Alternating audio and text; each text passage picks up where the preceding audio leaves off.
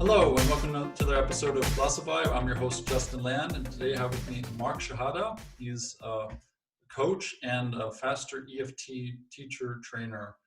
Hello, Mark Shihadeh. Hey, Justin, how's it going? Yeah, it's going good. How are you doing? I'm doing great. I'm doing awesome. Nothing to complain about? Complain about. Well, today's, we have our challenges during these times, don't we? Definitely nothing to complain about. I have to be diligent in keeping positive, staying away from the news. Right. I think it's good for all of our mental health and and keeping up with what I'm focusing on, focusing on positive things, what I'm grateful for. And, if I didn't do that, I think I'd be in trouble. I could, Oh, seriously? Okay. Now it's easy to get caught in that trap. Yeah, because that's the standard default is to complain and look for things that are going wrong in the world and in one's own surroundings. And I think of people like yourself and I, a lot of people realizing that it's a perspective thing. And yes. I guess maybe we start that with like the idea of positivity for you. It's so a lot of people, just be positive about things. I mean, if a lot of people, of course, will say that what does that even mean? I mean, it seems kind of naive, and what do you think about that side of things? I'm happy you brought that up. That's, I do have something to say about that. Before I do though, I want to explain the background. This is the FasterEFT logo, Robert Smith's logo for FasterEFT. And we've been doing trainings, and I didn't know I had this on when until we got on Zoom, and Justin was like, "Okay, just keep it." So I'm going to keep it and represent FasterEFT. It looks awesome. I love the graphics there, man. It's definitely futuristic. Interesting. Yeah. Yeah, you just kind of Very disappoint cool. a little bit sometimes. So, but the positivity, like old self-help is the positive thinking, stay positive, be positive. Now, and, say your affirmations and things like that, and do the vision board. Well, that's good. That's fine and dandy. But I believe if you have, and this is the FasterEFT mindset, and we'll get more into that if you want to, as far as the tapping, FasterEFT tapping. Sure. But the mindset is, if you have lots of, let's say, if you're holding on to anger, if you have traumatic memories, experiences, and you're holding on to these things, and maybe mostly subconscious that you have these in your life experiences, and you try to be positive over that, you're not going to be that successful. So what we believe is, first, let's see, going back to the memories and quote unquote healing them, making peace with them, changing how we're holding those bothersome memories, traumas, things that make us angry. And then we tap that down to a 0, and then we put the positivity there. So now you have space for the positivity. You're not just putting what Abraham Hicks would say, if you have an empty tank, do you go fill up your gas tank, or do you just put a happy sticker over the gas tank and pretend that you're not on empty, right? Yeah, that's nice. Yeah. So putting positivity over yourself if I'm having a very, very stressed day and I try to be positive, sometimes it's not going to work. Sometimes it's not going to work until, let me, in my modality, the tapping, let's tap down the negativity first. Let's tap down the stress. And let's figure out what's going on. What am I thinking to cause the stress? And then we do that. And then the positivity is more natural. Actually, the positivity is more natural. We're positive naturally. So it just kind of comes up when we lots of times I'll have a client and we'll tap out the negativity, and then all of a sudden they'll see the positivity come in. If they're mad at their father, they would say, "Oh, you know what? I did have good memories with him," that they weren't able to see because they're fogged with the negative. So that's just the idea of what I feel about positive thinking. No, that's a good point. It's basically those you know, I think if it is you're carrying around your luggage with you, your beliefs, and you're gonna have some positive and some limiting ones, or you can call kind of negative, but in the end, it's just because they're limiting and they're they don't feel quite as uplifting. So uh, the idea is that the tapping aspect will reprogram you to, is it a de-anchoring these triggers? Is that what how you would describe that in some way? And anchoring at first a neutral thing and then more of a positive interpretation through the physicality of that? Yeah, I mean, de-anchoring is a good way to say it. Lots of times we'll have these memories when we have, let's say traumatic memories. We are creating links in our brain, our neural pathways. So let's say I speak up in a class when I'm 12 years old, and the teacher makes fun of me, and and everyone in the class laughs, and so, and then I'm humiliated and I'm traumatized by that. Um, I see everyone, I hear everyone laughing, I look at their faces and the teacher, and then my brain records that. And what it does is it links, let's just say, for example, public speaking, speaking up with pain and humiliation. So then that becomes, you know, neuroscientists say that uh, neurons that are fired together are wired together. So the neurons of public speaking and speaking up, speaking out loud, and the pain and humiliation is linked together, and it's almost hardwired. So then naturally I'm going to be, let's say, afraid to speak in public. Mm. I'm just going to naturally have that because this coping mechanism inside of me is trying to keep me safe, doesn't want me to feel that humiliation again. So when we tap, yeah, we de-anchor, we take away that link of humiliation and talking in public, speaking up. We tap that out and we change actually that memory of how it happened. We change we don't change what happened, but we change how I hold what happened.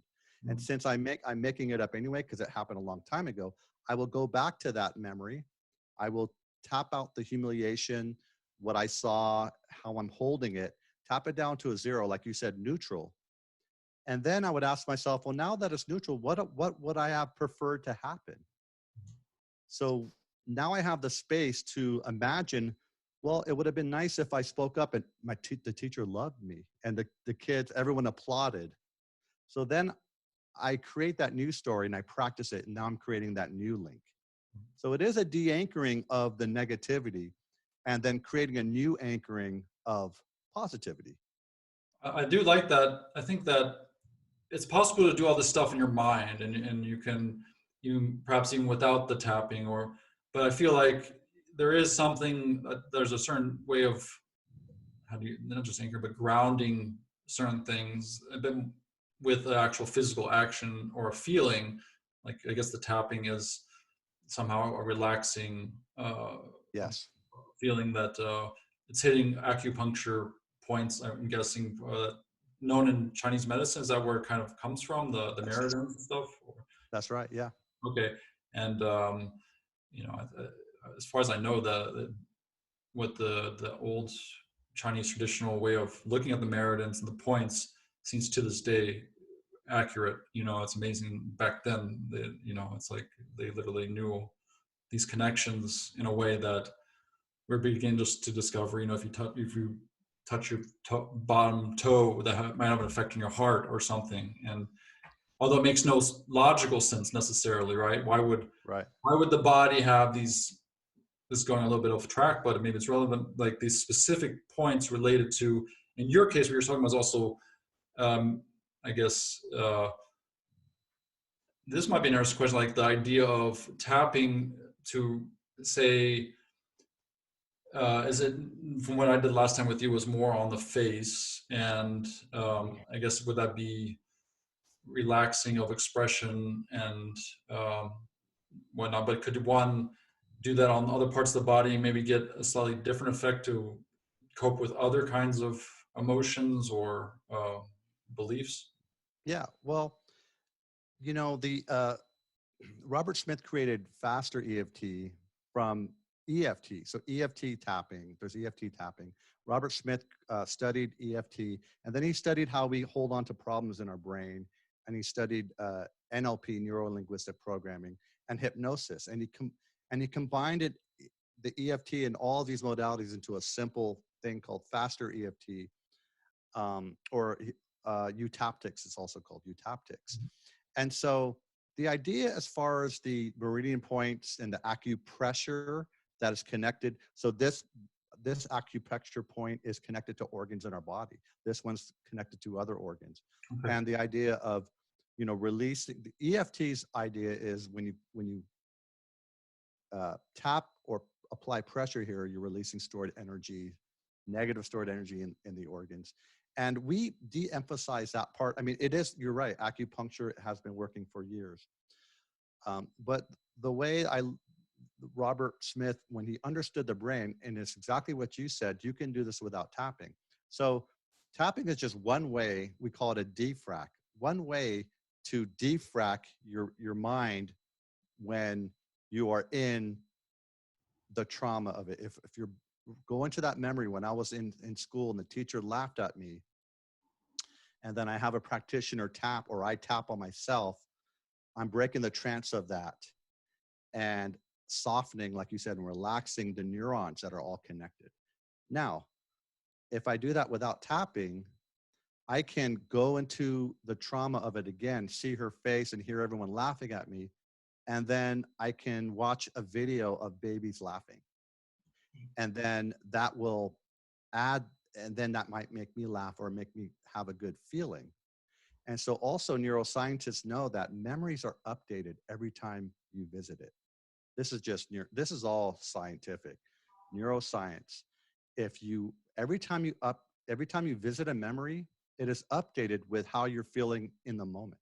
Mm-hmm. Yep. So when I go and see the teacher making fun of me and hear the kids laughing at me, and then I watch the baby's laughing video, that humor is added to that memory, and it softens the negative part of it, and it adds humor. And then let's say a practitioner is tapping on me and it has me go back to it, and then they make a joke and I think it's hilarious. I add that humor. And so we're scratching the record of the negative link. Mm-hmm. And so, yes, meridian points and you know, this 6,000-year-old Chinese philosophy, as far as acupressure is going on as well. But again, we do this without tapping as well too. Mm-hmm. Tapping is just one way to defrac and to interrupt the trance of the negative memory. Absolutely. What do you think about like the understanding the message of these limiting beliefs that are actually really anchoring? Yes. Say so the idea that I may have a fear of public speaking because I can link it to perhaps that memory, and through maybe I didn't know about that before, that memory was in my system. Right. And by shining light on that, I began to see that it was where it's picked up. But many limiting beliefs we can't really localize, and it's many things that have occurred, not just one occurrence that you know that has all that weight. It's often just a gradual collecting of things that develop into whatever. It can be a fear of flying, or just other lackful limiting beliefs. And this you feel like that does that work best when one can really focus in on a particular memory, or when it's just the idea itself that one discovers, oh, okay, I don't know where this comes from, but I know what the belief probably is. This is a very good questions, Justin. So what we do, we're very memory based. We will try to find memories, and we are trained as practitioners to ask a series of questions to find out where this belief is coming from, and what happened, what's the experience where you got this belief. So we have a series of questions that can get to, it's like investigating. We figure it out, the memories, and we make a list of the memories, and we rewrite them. So yes, almost always we can find what the experience or the experiences that are attached to that belief. And so when we, or the belief that is attached to the memories, and when we rewrite those memories and when we change them, the beliefs are collapsed. Mm. Because if okay, so let's say from that experience, I can have a belief that people are like the experience where I spoke up in public and the teacher laughed at me and the kids laughed.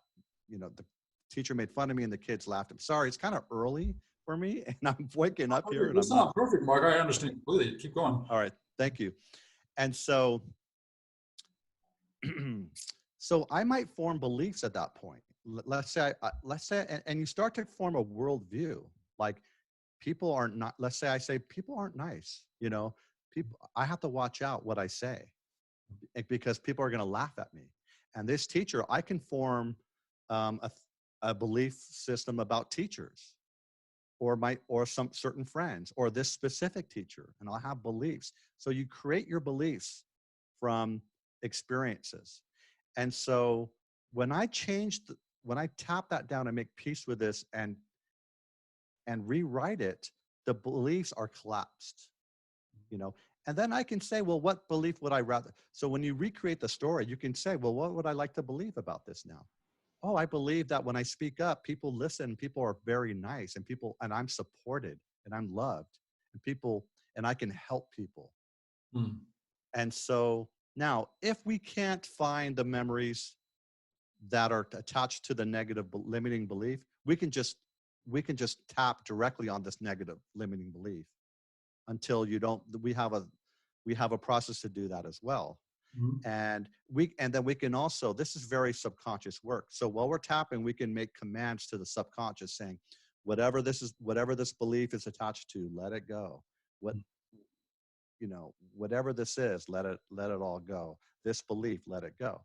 And we tap that down, your belief about it. We tap down your buy-in to that belief to a 0. And then we place, well, what would you rather believe? And then we tap that belief up until it's 100% that I really do believe that. Mm. That's nice. I mean, so do you feel like it's faster if one does localize the belief, the actual memory that's Yeah, associated with it, and then one can color it and play with that aspect and I change? do. Yeah. Okay. That's very And interesting. more powerful Mm. because you have these imprints, these primary imprints, there's a source experience that can happen that from that experience creates new experiences, and new experiences that all are in alignment with the first thing that happened. So maybe that first experience, I might have another time when I spoke up and the same thing happened, because now this is where the law of attraction kicks in, Exactly. and the brain is just manufacturing my belief system. And so now it happens again. And I go, yep, every time I speak up, this is what's going to happen. Yeah. So when I go to that first experience that time, it collapses the other ones and it weakens the other memories. So we don't have to go to every memory where that happened. We go to the original one, and then we go to the big ones. And then we can touch on the other ones, and those fall much faster when we get to the original. I think that, I mean, obviously one of the problems with the memory aspect is that the most developmental area times in our life, we don't have really many memories of, obviously from 1 to 3, people may have 1 or 2 memories, if any, and then they develop their personality, obviously after 3, 4, 5, and then you have more memories. But the influence of, obviously, those first couple years, that's where it's, you're being molded into beliefs that don't necessarily serve you later in life. And yeah, but I do definitely think that one can go about it both ways. And as far as like a coach, did you start, I mean, what method were you using? Use different methods, and did you kind of start coaching and then come towards FasterEFT, or what was your? Exactly.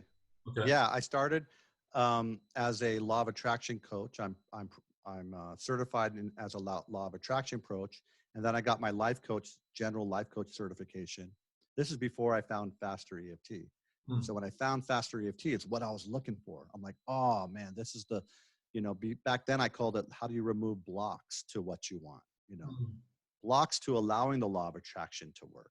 And so then I found this, and I found EFT first, and then I found Robert Smith's FasterEFT, and I'm like, all right, this is the thing that I want to learn, the modality. And I scrutinized him. I don't just jump on any modality. I scrutinized his belief system, and his belief system had law of attraction as the foundation, and other very positive beliefs, very smart and positive belief systems. And so, yeah, then I found FasterEFT, and I went all in, and I studied and studied. And did you do it on yourself, obviously? Because this is like, it's a technique that the nice thing about the tapping is that it seems like it's something you can do on yourself, and absolutely somebody, but it obviously it helps to have somebody feeding you or guiding you with that process. But you found that it helped you personally uncover, yes, and change them. yeah. You know, I'm someone who got good at looking at myself and working on myself. So a lot of people, they have trouble tapping on themselves. And with my clients, I like to really have them learn how to do this well. It's an art to doing it, and there's a learning curve to doing it. I wanted to really get good at tapping on myself. And actually, you know, I wasn't good at receiving help because I've been kind of independent my whole life with that. And that was actually something that I had to learn and still have to learn to get better at receiving help. People tapping on me and helping me, boy, I remember in the beginning, it was really hard for me. So, but yes, we teach this. I don't want my client to be reliant on me. I want to empower my clients and have them. This is a tool I can use every day. And you can use it for big memories and big things, or just today I'm waking up and I'm in a blah mood, and let it go. Whatever this is, let it go. Whatever I'm telling myself, let it go. And you do it, and you're persistent. So yes, it's something that you do for yourself. And that's one of the biggest things that attracted me to Robert is he was on YouTube teaching people how to tap on themselves. So I'm like, oh, I like this now, because it's not about money. It's about helping people. And that was another big green flag for me. No, definitely. And I see the roots in NLP, and I'm definitely appreciative of that too. I you know, read a lot of stuff from Tony Robbins, and and his power poses, and you know, replaying the film as if everybody in that situation, that memory is a baby, you know, and like making it funny, like you said. That's right. You know, I think that I think that being playful with this stuff is very important too. I think that like if you make it into a kind of an easy game, and I've seen this actually another technique. I don't know if it's quantum Chinese healing technique. I was at a seminar once, and what they do there, a little bit different than yours, but somebody holds their arm out, right? And maybe you've seen this where, and they like muscle test. Yeah, but do you have this belief or not? And then if they resist, they keep on hitting it until it doesn't resist anymore.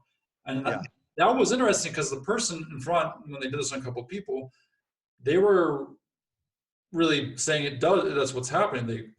They were resisting that, like, or do you believe you're healthy or something? I guess would be right. The person, all the other questions, they went down immediately, and this one they didn't. But the mind was trying to say, yes, I am healthy, but the body was saying no. And that's where the intelligence of the body kind of trumps over the mind that thinks it knows what's going on. I mean, what you're doing, I think it seems like you're talking also to the body in a way that subverts the ego beliefs about, you know, what it is. Am I correct? Does that feel like? You're absolutely correct. My computer wants me to update, and I want to get rid of this now. Pick a time. You need to update. Oh, I'll just get rid. I'm not going to update now. Awesome. Yeah, you know, what are we talking about? No, about going to the body first, because this seems. Oh, right. Okay, sorry. Thank you. Yeah, you know, a lot of this work we do.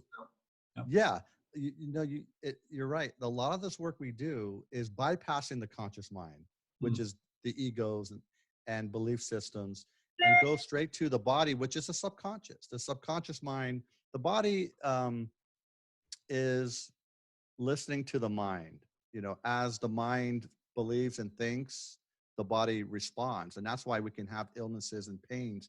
The body's just responding to emotional things that have happened to us. And so, you know, then we know that through also the fight and flight response and things like that. So this tapping is very subconscious. And you're right, the body, when you do a muscle test, this is subconsciously, the body knows if what you're really feeling or what you really believe. And we just do that this in a similar way, but just through tapping and through questions and different ways that we know how people are responding. So when we're tapping, it's very much subconscious work, subconscious commands. And we have tricks to have people not think about, don't think about what we're saying, and don't be, so we're into the problem. And then when we're tapping, we're out of the problem. So don't think about it. Feel your fingertips on your skin and just repeat. And so this is very much subconscious.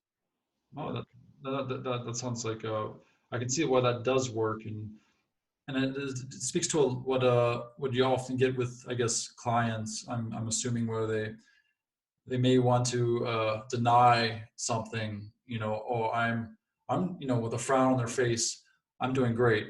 Right. And so like you're saying, well, your body is telling me something different.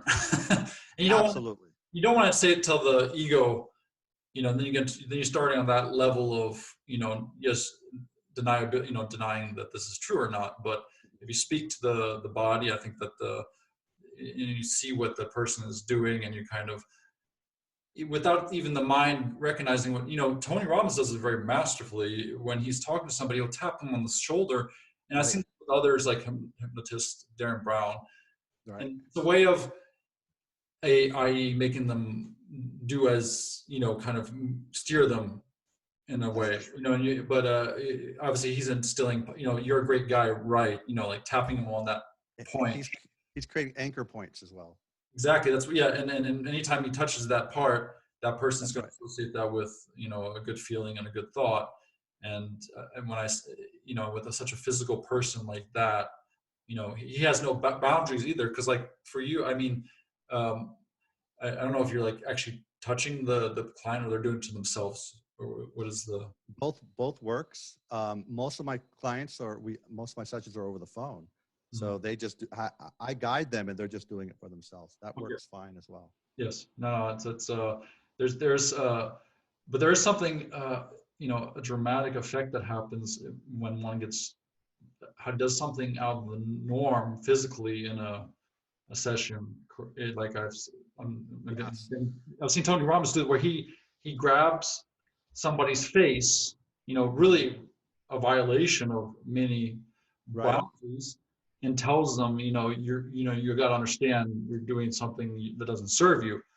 And like, to get that physical is, you know, he has to be very comfortable with his own presence. Yeah.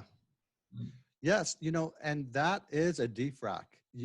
So he sees people in a trance, and our defrags has to be bigger than the trance.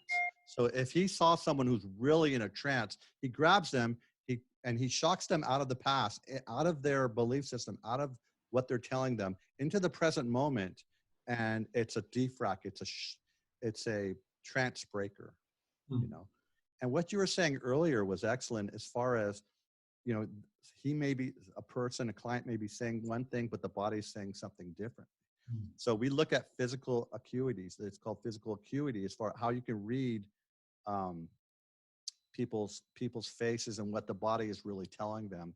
And also, even you know, if they look up one way, they're accessing a different part of the memory. If they look up this way, you know, and so there's different ways to be able to access, you know, where they're going in their mind. Exactly. If they're recalling a memory or something going right, you know, there's different. And then if they're getting really thoughts about emotions or something, looking down. Very good. And that's NLP, right? Yeah. And I think there's something to that. Definitely, it is. they do that with if somebody's lying, or they can kind of tell because the eyes are supposed to be the gateway to the soul, right? Right. And Yeah. and we have some sort of how do you say?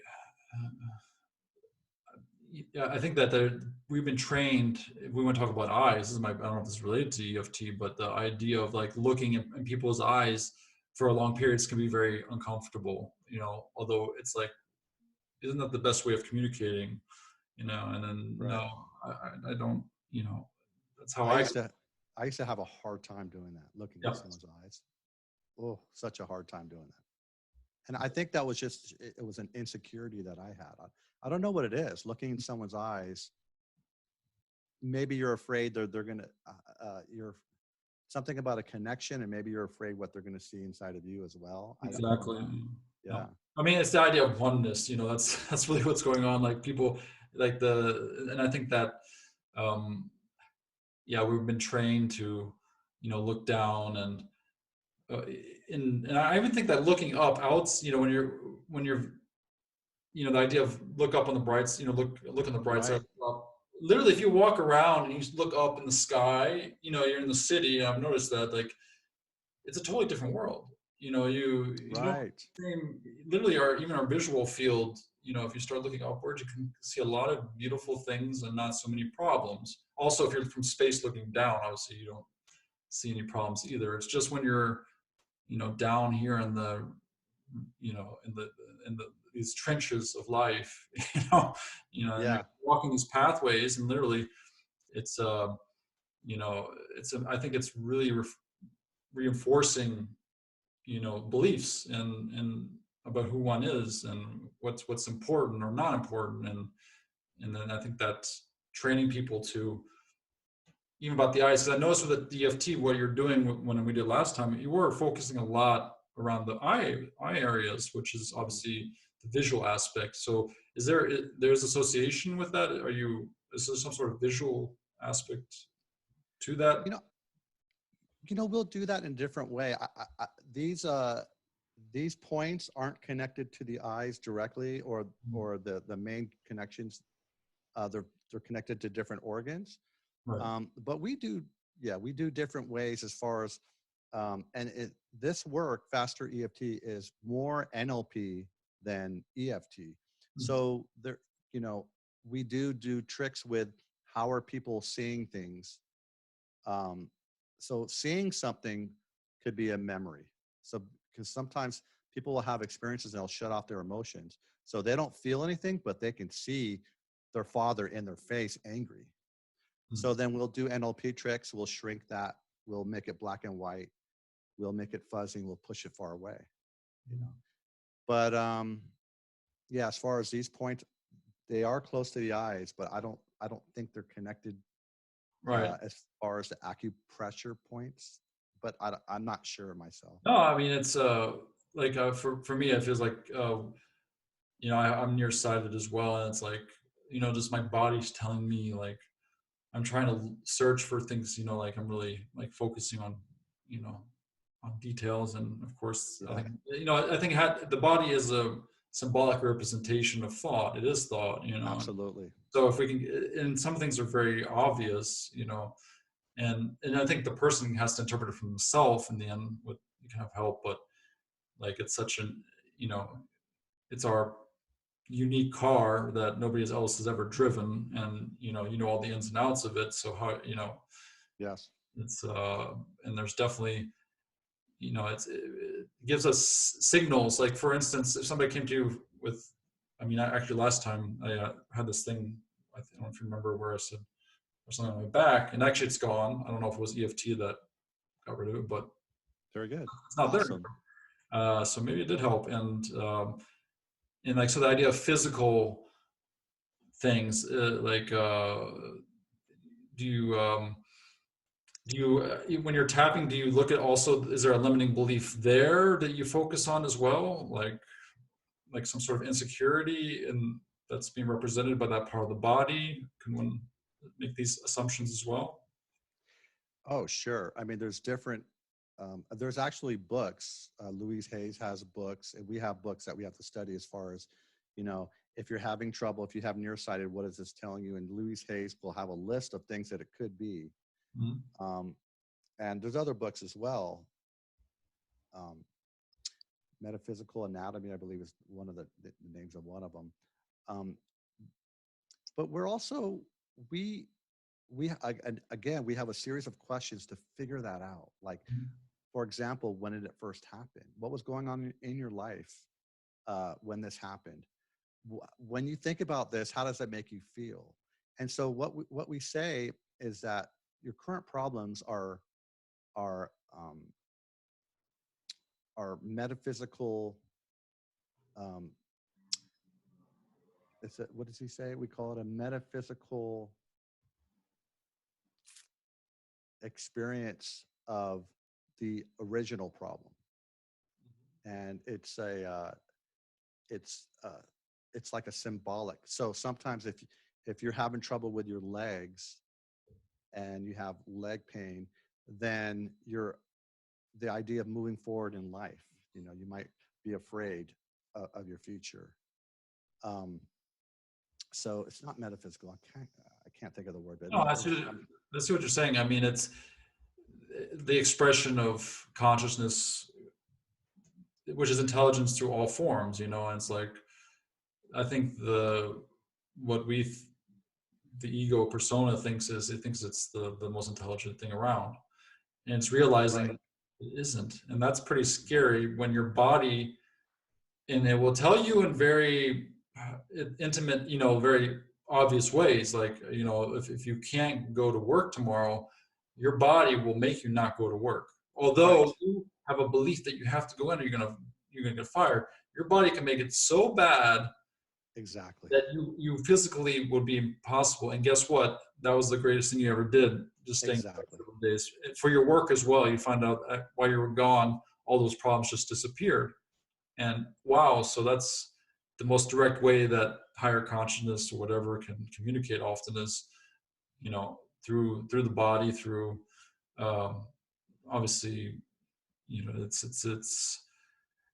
it feels like, the only issue is, can the persona ego submit itself to saying like, oh, I am creating this, like I'm creating this quote problem, with my body, and it's not something that's happening to me, it's happening for me. If I Mm-hmm. have cancer or something, that, how do you deal with that? I mean, when people have to switch, well, they don't have to switch, but when they have resistance to this idea that it's for them, do you Right. have that coming up for you as well? Oh yeah, that's very good. Yeah, we have different ways of kind of integrating the ego and the conscious mind with the subconscious. We want to be an integrated being where we kind of bypass the conscious and it's in alignment with you know these messages that we're getting. Um, and so if someone, yeah, that's why we will when we're tapping, we're automatically bypassing some of the resistance and the conscious mind. That's why we tell them, you know, don't think about it, just do it. Don't think, just tap. Um, and we can tap on that very resistance because the resistance is also keeping them safe.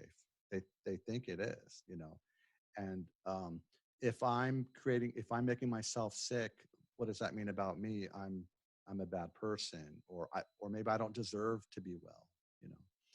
But I like what you said about, like, if you're really sick and you can't go to work the next day, the idea, let's say Abraham Hicks would say, it doesn't have to start off with pain. It'll start off with, maybe a thought, some kind of a message. And if you ignore that, it gets bigger and bigger and bigger.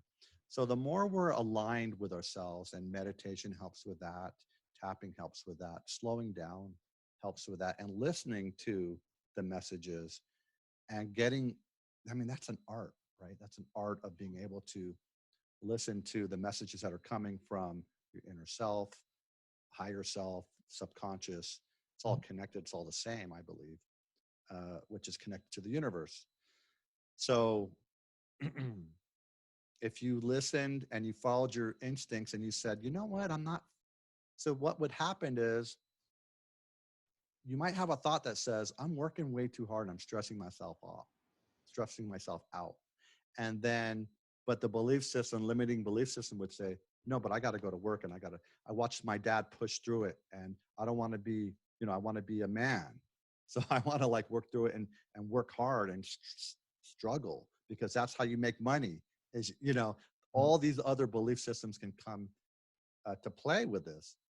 But if I learn to listen to that just little intuition or that little message that says, you need to relax, then if I just did that, then I wouldn't have to have this pain or get this cold that's stopping me from going to work.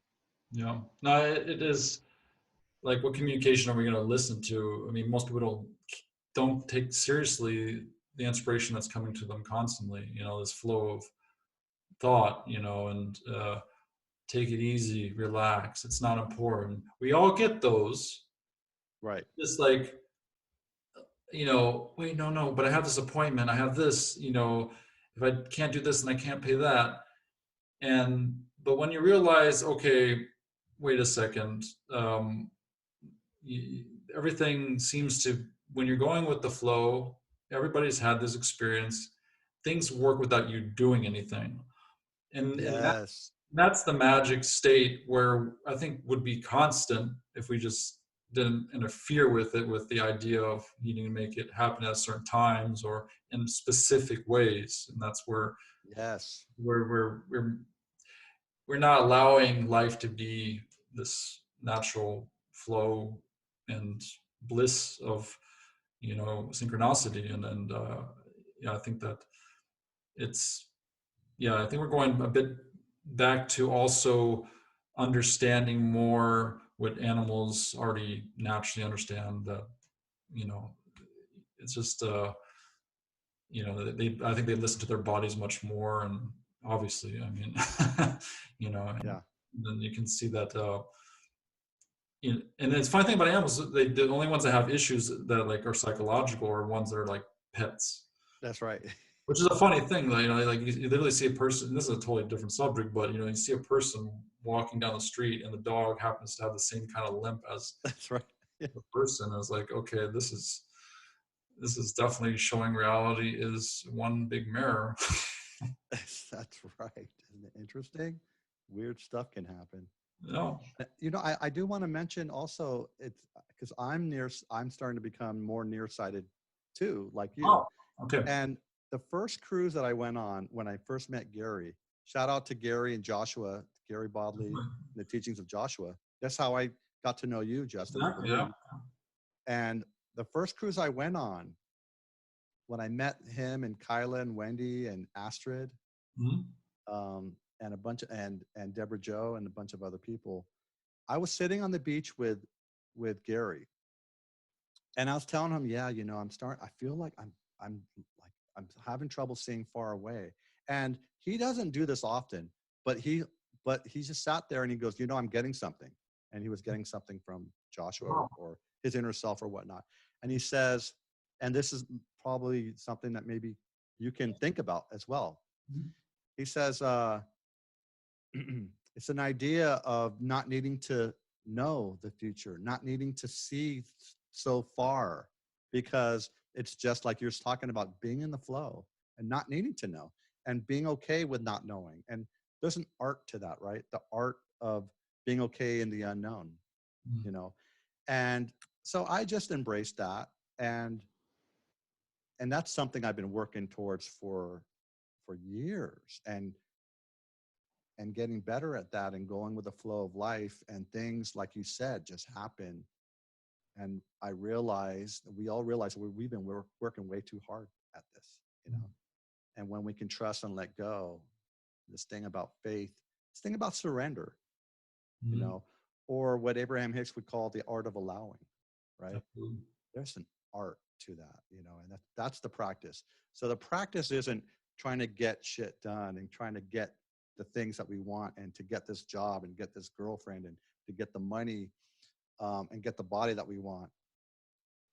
It's it's surrendering and knowing and trusting that the inner self already and the universe knows everything that we want. Hmm. So, and they're helping, if we get out of the way, they'll give us clues on our next step to do what we need to do. And usually it's just to chill out at first. Mhm. That was my big thing, was we have to learn to chill out and to stop trying. Mm. That's the work. It's Yeah. just really, you're just kind of doing the opposite of what you think and what we're trained and how we're brought up to do. Well, that's a beautiful message. I think, it does, the idea that this game is supposed to be easy, obviously for creators, we didn't create something that will, that doesn't serve a purpose other than torture and suffering. This is a playground, and Yeah.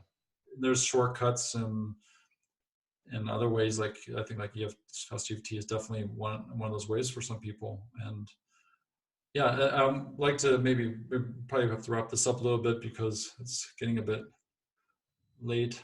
And the last message that you said, I think that's hits it on the nail, and I'm thankful for your time, Mark. I really enjoyed this. Can we do another one tomorrow, or are Oh you wow, busy? yeah, sure. If you want, do one tomorrow. Yeah, I mean tomorrow. Let's do one tomorrow. Okay, wow, very nice. So part 2 is coming up.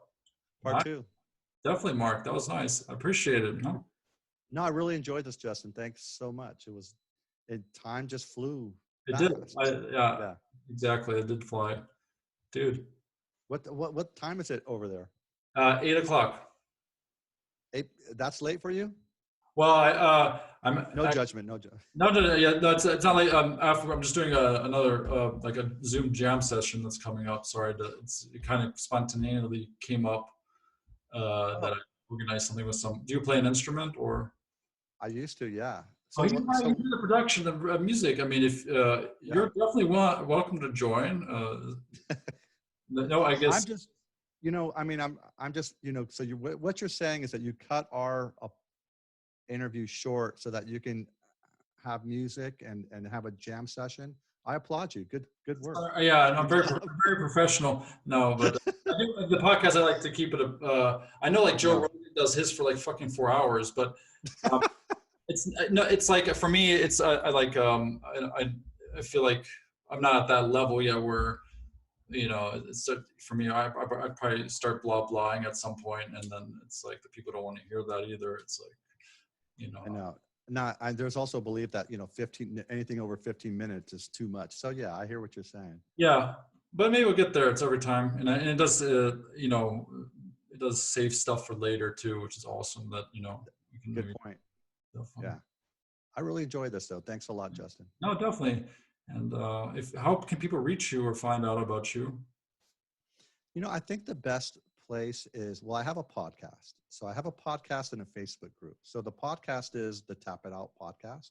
You can find it anywhere, Spotify, iTunes, or the Apple Podcasts, and Podbean, the Tap It Out podcast with Mark Shihadeh. And also I have a Facebook group. So if you just search Facebook in the groups for Tap It Out, you'll find my Tap It Out group.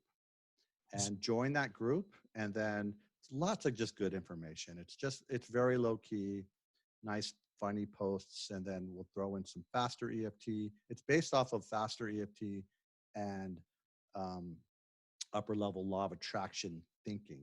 So it's just a high level law of attraction thinking and learnings. So awesome. I'll put them in the links in the description for anybody. And thanks. Cool, man. Have a wonderful. It's starting, I guess, afternoon now. It's about. Have a good afternoon. Thanks so much, Justin. Have a good jam session. Thanks, man. Bye. Yeah.